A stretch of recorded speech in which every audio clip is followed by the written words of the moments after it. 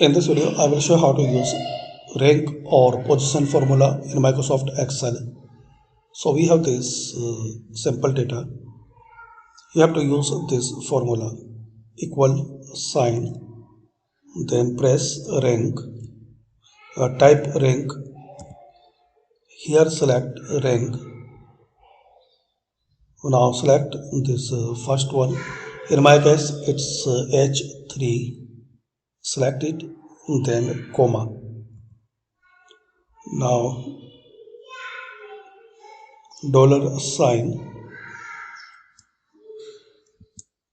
press dollar sign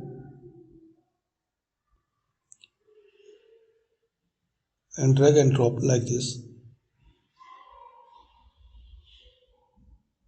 Now press enter the dollar sign before H, the second H.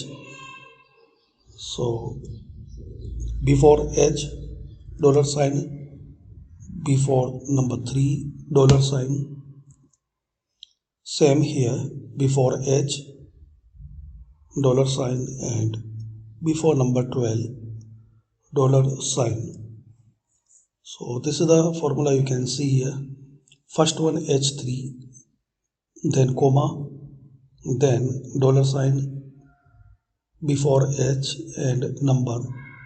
Same here, before H and number, dollar sign, then press enter.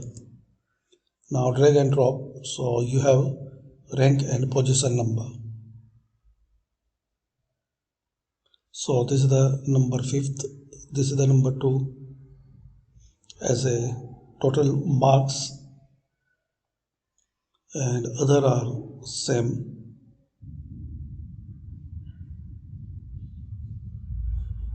This is the number 6. So thanks for watching.